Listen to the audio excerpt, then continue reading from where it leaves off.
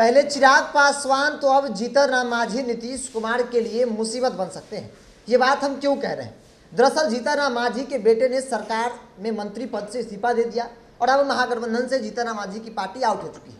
जीतन राम मांझी किसी वक्त बड़ा फैसला ले सकते हैं। हालांकि जानकारों की मानो तो ऐसा मान रहे हैं कि जीतन राम मांझी अब एनडीए में वापसी करने जा रहे हैं। ऐसे में सवाल है कि महागठबंधन में अब दलित वोट बैंक को कौन साधेगा, क्योंकि अब तक महागठबंधन में जीतन राम मांझी के अलावा कोई दलितों का बड़ा नेता नहीं था।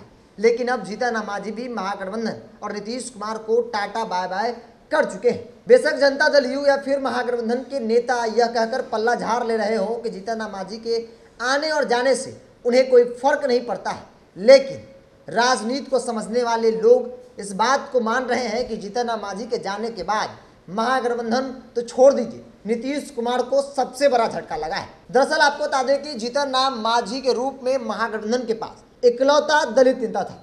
मांझी ने जेडीयू से अलग होकर भले ही अपनी पार्टी बना ली हो, लेकिन नीतीश कुमार उन्हें अपनी पार्टी के नेता के रूप में ही पेश किया करते थे। यही वजह थी कि नीतीश कुमार जब भी दलित बहुल इलाकों का दौरा करने आते थे तो संतोष सुमन को अपने साथ ले जाते थे।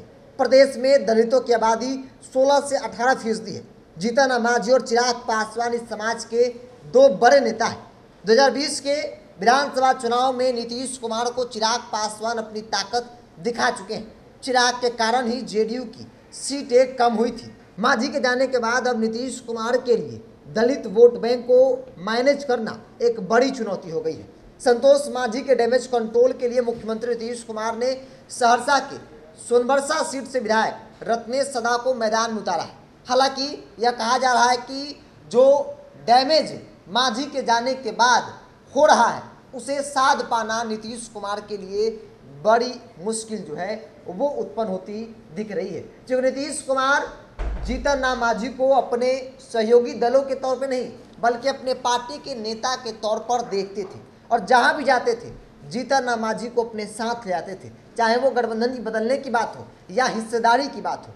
जीतन राम मांझी को हमेशा नीतीश कुमार ने प्राथमिकता दी और मुख्यमंत्री बनाया, उनके बेटे को बिहार सरकार में मंत्री बनाया। एक बड़ी बात जीतन राम मांझी को लेकर नीतीश कुमार ने किया, जिसको लेकर हर तरफ चर्चा होती है कि जिस जीतन राम मांझी को कोई राजनीति में जानता नहीं था, उस जीतन राम मांझी को नीतीश कुमार ने दलितों का नेता बनाया, बिहार का मुख्यमंत्री बनाया। लेकिन आज की तारीख में जीतन राम मांझी महागठबंधन और नीतीश कुमार को बाय बाय कर चुके हैं, जो एक बड़ा झटका नीतीश कुमार को लगा है। क्योंकि 20 के चुनाव में चिराग पासवान एनडीए से अलग हटकर अकेले चुनाव लड़े और नीतीश कुमार की पार्टी को काफ़ी हद तक डैमेज भी किया था। एक बार फिर से वही परिस्थिति बनती दिख रही है, क्योंकि अब महागठबंधन के अंदर या फिर जेडीयू उनके सहयोगी में कोई दलितों का बड़ा चेहरा नहीं है। हालांकि दलित वोट बैंक पर दावा तो सभी लोग करते हैं, जरूर कहते हैं कि भाई दलित का नेता हम हैं, लेकिन जो जीतन राम मांझी के रूप में महागठबंधन के पास जो चेहरा था दलितों का, जिसे हर सीट पर महागठबंधन के लिए भजाना आसान था,